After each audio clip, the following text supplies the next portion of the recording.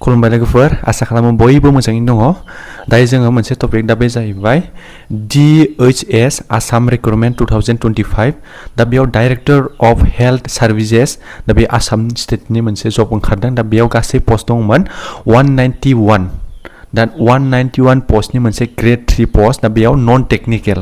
दा टेक्निकल नांलाया बेयाव जेबो सार्टिफिकेट दा बे जाहैबाय नन टेक्निकल दा नन टेक्निकलनि 191 दा पोस्ट ओंखारदों दा बेखौ सोरबाफोर इन्टारेस्टेड बा दा एप्लाइ खालामनो हागोन दा बेयाव मोनसे शर्ट टाइम एबा गुसुं समनि गेजेराव दिनै एप्लाइ होदों एप्लाइनि डेटआ जाहैबाय स्टार्टिंआ दिनैनिफ्राय जागायगोन 12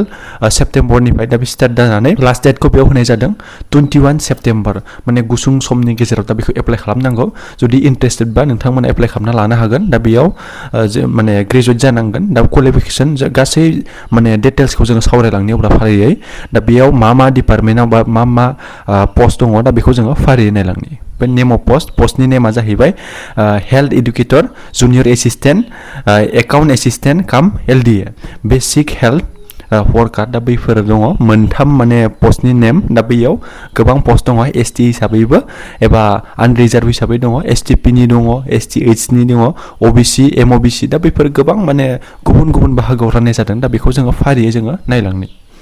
हेल्थ एडुकेटराव गासै पोस्ट दङ दा बे जाहैबाय 78 पोस्ट दङ दा बेखौ एप्लाइ खालामनो हागोन दा ST हिसाबै नायोब्ला STP आव 8 दङ STH आव दङ मोनब्रै आनरिजार्भआव गासै 40 दङ एबा SC आव मोनबा दङ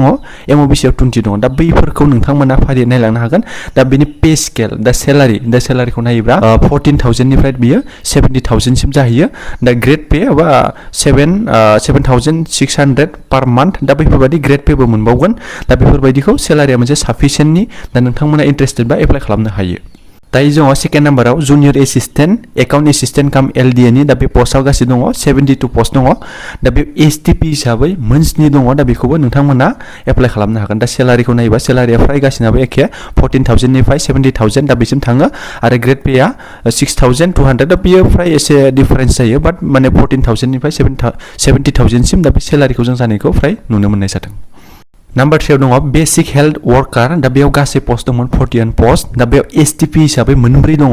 STH आव जाहैबाय मोननै दा बेयाव नोंथांमोना इन्टारेस्टेड बा बेखौबो एप्लाइ खालामनो हागोन सेलारियाथ' सेमैनो दं फ्राय 14,000 निफ्राय 70,000 आरो ग्रेड पे हिसाबै बेयाव 5,600 पर मान्थ दा बैफोरबायदि खोथाखौ दा बेयाव मेनसन खालामनाय दंखायो दायो जों मेन पइन्टआव फैनि दा बे जाहैबाय एडुकेशनेल क्वालिफिकेशन दा बै पोस्टखौ एप्लाइ खालामनो थाखाय नोंथांमोना माबेसिम फरायनाय जागोन दा बे जाहैबाय ग्रेजुवेट जानांगोन जायखिजाया माने स्ट्रिमनिफ्राय दा बेयो जाहैबाय ग्रेजुवेट जानांगोन लोगोसेनो 6 मान्थ्सनि डिप्ल'मा इन कम्पिउटार एप्लिकेशन एबा कम्पिउटार सार्टिफिकेट थानांगोन दा खमैबाबो दा बे 6 मान्थ्सनि थानांगोन दा बे खोथाखौ फोरमायनानै होनाय जाखादों लोगोसे इमप्लयमेन्ट एक्सचेन्ज रेजिस्ट्रेशन दा बेथ' थाखानांगौ दा बे हिसाबै नोंथांमोना जुदि ग्रेजुवेट जानाय दङब्ला एबा ग्रेजुवेट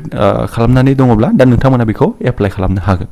अके लोगोफोर जुदि नोंथांमोना ग्रेजुवेट जानानै 6 मान्थ्सनि कम्पिउटार सार्टिफिकेट दङ अब्ला नोंथांमोना बेखौ एप्लाइ खालामनो हागोन दा बेयाव मोनसे शर्ट टाइम गुसुं समनि गेजेराव नोंथांमोना एप्लाइ खालामनांगोन जेबो माने एप्लिकेशन फिस लानाय जाया दा अब्ला नोंथांमोना इन्टारेस्ट बा एप्लाइ खालामनानै दा बे मोनसे दा एग्जामनि गेजेरजों नोंथांमोना पास खालामनानै दा बे पोस्टखौ मोननो हागोन अब्ला नोंथांमोना थाबैनो एप्लाइ खालाम जुदि इन्टारेस्टेड बा नोंथांमोना माबाफोर मिथिनो गोनां दङबा कमेन्ट्स खालाम अके गोजोन्थों